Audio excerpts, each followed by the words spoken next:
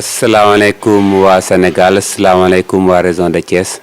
ñu ngi nuyu waa collectif bi yëpp collectif de lutte contre le vol du bétail di jiital si nuyoo bi également kilifa yëpp le gouverneur de la région de Thiès waaye tamit le ministre de l'élevage et des productions animales tey nag dañ fi ñëw di nekk si wàccaayu ñëw le ministre de l'élevage et des productions animales à Thiès ñëw fekk ci le gouverneur de la région de Thiès pour ñoom ñu waxtaan ak acteurs yëpp yu yëngatu ci wàllum élevage fii ci région de Thiès surtout nag ci sujet bi ñuy wax xeex sàccum jur ndax fii ci Thiès moom at yii ñu nekk ak at yii ñu génn sàccum jur gi dafa jël dimension boo xamante ni ëpp na dayoo loolu nag moo tax ñun ñi nekk ci région de Thiès ñu organiser wu ba taxawal benn collectif de lutte contre le vol du bétail mu nekk kuréel boo xamante ni lëkkale na ñetti département yi nekk ci région de Thiès yépp waaye tamit dans chaque région du Sénégal am na fa ay points focaux. Merci comme que kuréel la boo xamante ni dañ koo sos képp ku xam kuréel ku koy sos di nga xam ne objectif yu bari nga am objectif yu bari lañu amoon mais benn objectif général la ñu am wala benn vision mooy fexe ba sàccum jur dakk ci biir Thiès ak ci biir Sénégal yépp horizon 2030 waaye objectif yi ñu amoon mooy premièrement ñun éleveurs yi société civile bi population bi ñu kuréelu ba information bi di jàll te car macha allah Sénégal yépp ils ont des représentants ci biir kuréel gi kon objectif boobu ñu ngi ci sant yàlla bu baax beneen objectif bi ñu amoon mooy fexe dem waxtaan ak kilifa yi ak autorités yi jàll leen xibaar bi ñoom ñu xalaat ci pour mën ñoo ñëw jàppale ñu ci combat bi te yàlla def na ni le gouverneur recevoir nañu kilifa yi nekk waa tribunal ñi xamante ni mooy suñu ministre de tutelle mooy ministre de l'élevage mu recevoir ñu encouragé ñu fas yéene ñëw également ànd ak ñun ci combat bi moo tax ba suba ak jàmm mu fas yéene ñëw fii ci Thiès. waaw ministre bi moom mooy suñu ministre de tutelle mooy suñu kilifa te xam nañ ni li mu bëgg mooy élevage du Sénégal mu élevage bu moderne mais élevage bu prospère mais acteurs yi koy def ñu mën koo def ci xel mu dal kon li ñu gën a xaar ci moom premièrement mu permettre ñu renaître l'espoir au niveau des acteurs de l'élevage parce que ñu bare ñu ngi koy def mais jaaxle nañ fi mu toll victimes yi également am nañ ay dossiers yu xamante ni sont pendants au niveau du tribunal kon li ñuy xaar ci ministre bi bari na mais tamit ay jëf ay actes yoo xamante ni dañ koy mën a sentir au niveau du tribunal actes yoo xam dañ koy mën a sentir ci terrain bi mais surtout mu am stratégie boo xamante ni dafiy jële faaw sàccum jur. waaw lu ñu mën a wax rek comme que nee nañ dëgg moom dafa nekk lu sew xam nañ ne dina jël temps waaye nag constaté nañ moom lenteur boo xamante ni day metti ndax boo nekkee jigéen di def élevage yaakaaroo lu dul sa bëy yi wala sa ginaar yi wala sa xar yi wala sa nag nga jekki-jekki gis ñu ñëw jël ko nga toog lu tolloog 1 an wala 2 ans gisoo di amoo sax audience lenteur boobu moom vraiment nekk na lu metti te ñëpp xam nañ ni élevage métier la ñi koy def mooy seen bureau mooy seen suturukaay te nit boo ko jëlee ci bureau tegoo ko ci beneen bureau yenn jafe-jafe yu bari mën na koo indi am na ñoo xam ne ñàkk nañ seen bakkan sax ndax sàccum jur moo leen ko teg. waaw ñun jafe-jafe yi ñu ci am ci kuréel gi premièrement wala victime yi parfois bu ñu demee ba rencontrer ñenn ñi parfois dañ leen mel ni ku leen di daw xam nga àddina moom boo amee ñëpp lay bëgg mais boo nekkee ci difficulté quelque xarit ñoo lay jege kon boobu jafe-jafe la bu mag te xalaat nañ ni moom autorité yi duñu mës a bàyyi dinañu accompagner ci jafe-jafe boobu noonu ba difficulté yooyu xamante ni victime bi rencontré na ko mu mën a am moral bu ko mën a permettre mu mën a kii beneen jafe-jafe bi mooy kuréel gi ci boppam askan bi ci boppam ñoo am yaakaar ci kuréel gi ñoom ñëpp ñuy volontaire di perdre seen temps di jël seen xaalis di indi seen i xam-xam di indi seen i xame pour que vraiment sàccum jur jóge fi kon kuréel googu noonu bëgg nañ mu am reconnaissance ak accompagnement te wóor nañ ni autorité état du Sénégal dina si jàpp bu baax. waaw loolu nag moom ñi bokk si kuréel gi loolu lay bokk na si li ñuy gën a xaar si ñun mooy intervention rapide bu dara xewee rek victime bi mën a gis ñi mu bokkal ñooñu taxaw si wetam encadré ko accompagner ko ba mu génn si situation bi mu nekk. début bi car macha allah doyen bi nekk suñu wet fii ni Père Cheikh Sène otoom la indiwoon oto bu bees tàq lu xew si la ñuy dugg di dem mais dem nañ ba oto bi dafa paan ndax à tout moment guddeeg bëccëg ñu ngi si woon sa intervention yi muy laaj ay dépenses yu baree bare bu ñu leen waxee si année bi rek ay millions la ñu dépensé pour mën a taxawal kuréel gi mais également pour mën a taxawu victime yi kon loolu moom jafe-jafe la boo xamante ni soxla nañ ci également accompagnement que ça soit mu nekk véhicule de liaison que ça soit mu nekk ordinateur yoo xam ne moo ñu mën a permettre suñu base de données yi ñu mën koy capitaliser mais également ay téléphones intelligents yoo xamante ni dina mën a permettre les dirigeants ñuy gën a mën a faciliter la circulation de l'information. waaw premièrement moom ñi xamante ni bëgguñu leen ci kuréel gi wala soxlaa guñ leen ci kuréel gi mooy ñi xamante ni dañuy sàcc wala ñuy jàppale kuy sàcc loolu moom sont exclus mais ñooñu liñ leen yéene mooy ñu dem ba reconvertir ba nekk ay acteurs yu positif ci société bi ku ci bëgg a bokk nag moom organiser wu nañ ci région de Thiès ba dans chaque département am nañ fa coordonnateur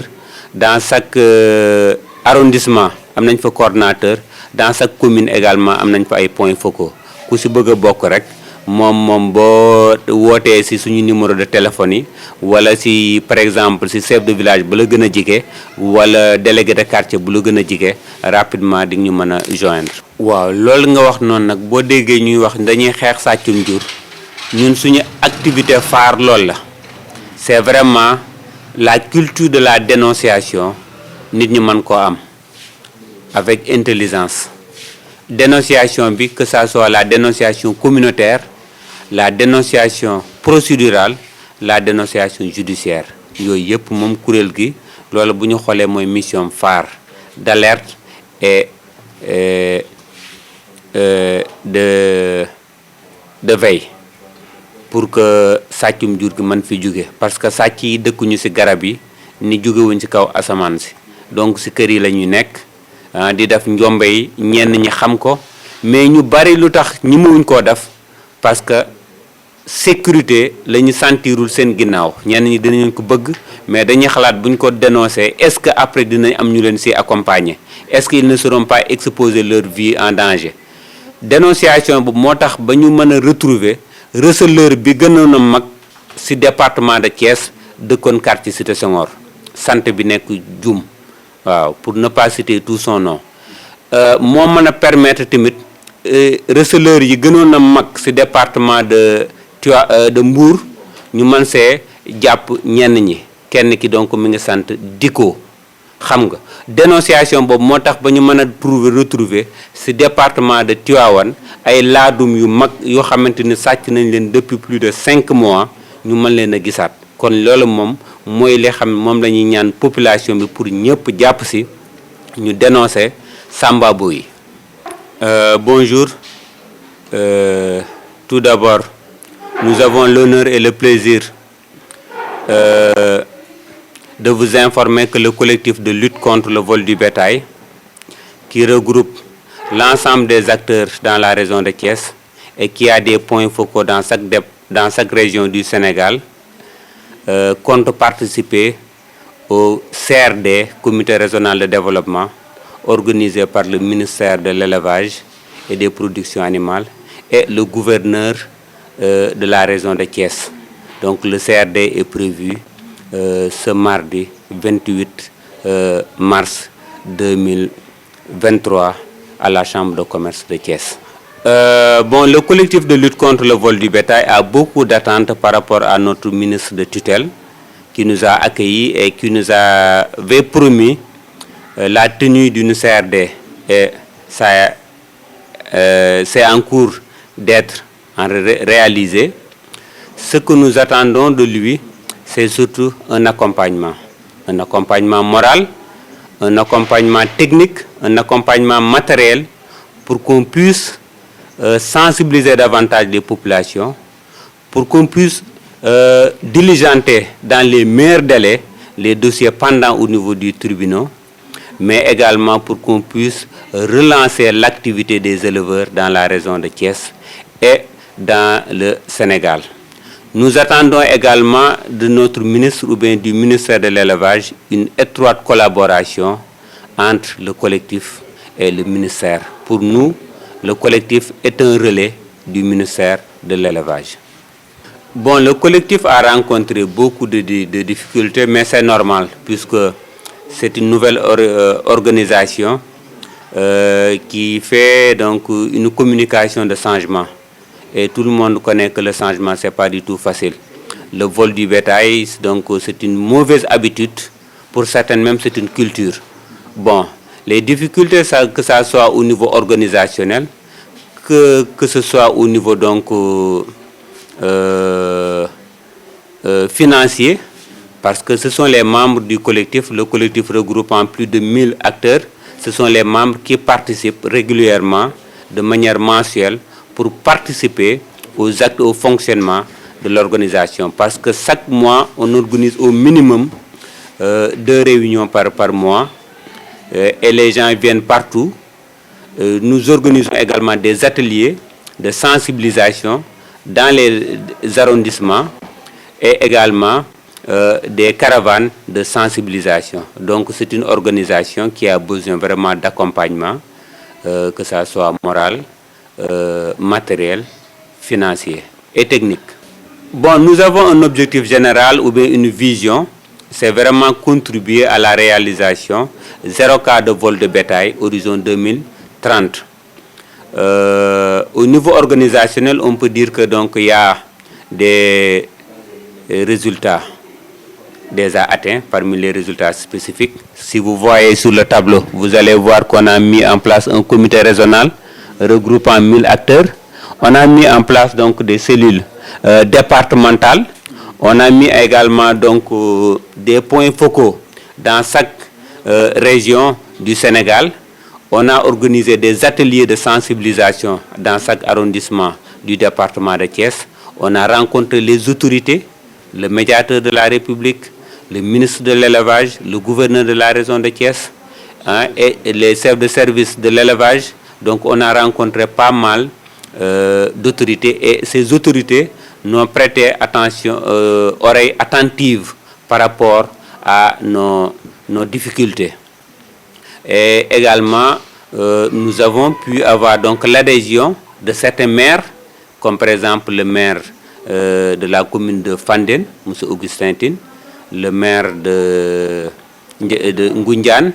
et d'autres maires qui sollicitent leur adhésion, comme le maire de Toubatoul. Bon, et aussi le médiateur de la République qui s'est porté volontiers comme défenseur donc des revendications faites par les membres du collectif, ou bien des doléances faites par les membres du collectif. Bon, au début, puisqu'on savait que c'était de notre responsabilité de participer à cette cause, ou bien ce combat citoyen, des bonnes volontés ont apporté donc leur matériel personnel, comme l'ancien vétérinaire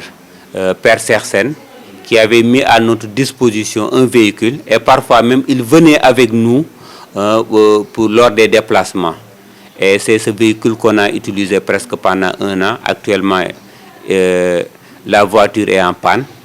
On a également des membres qui apportent chaque fois leurs ordinateurs parce qu'on est en train de capitaliser tout ce qu'on est en train de faire dans la lutte, et aussi donc des téléphones intelligents parce que notre outil de travail principal, ce sont les smartphones.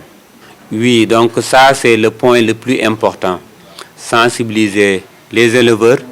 sensibiliser donc toutes les populations, sensibiliser également les autorités, donner la bonne information. Je pense que même c'est ça la mission de notre organisation, et défendre les intérêts des victimes.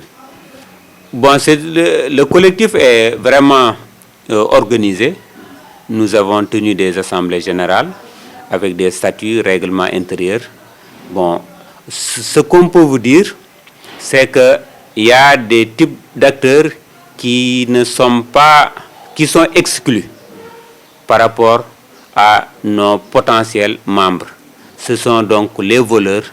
et les complices des voleurs, des receleurs. Donc toute personne qui défend ou qui soutient les voleurs ou bien la chaîne de vol sont exclus par rapport à notre organisation. Mais tout autre acteur, que ce soit éleveur ou tout corps de métier, est vivement souhaité par rapport à ce combat citoyen. Ça, c'est une grosse inquiétude, mais vu que le temps justiciable est différent du temps de la justice, ce que nous pouvons dire, c'est qu'on a constaté parfois des lenteurs notoires sur certains dossiers. Des dossiers qui ont fait presque plus d'1 an, sans pour autant que donc la victime puisse avoir une première audience. Nous avons vraiment constaté des lenteurs par rapport à cela. Et surtout, bon, certains voleurs qui sont libérés sans pour autant que les populations sachent les raisons. Notre mot de la fin, c'est vraiment que le collectif de lutte contre le vol du bétail est très honoré de participer au CRD organisé par le ministre de l'élevage et le gouverneur de la région de Thiès. Et nous souhaiterons qu'à l'issue de ce CRD, qu'il y aurait un engagement ferme des autorités et des populations de la société civile.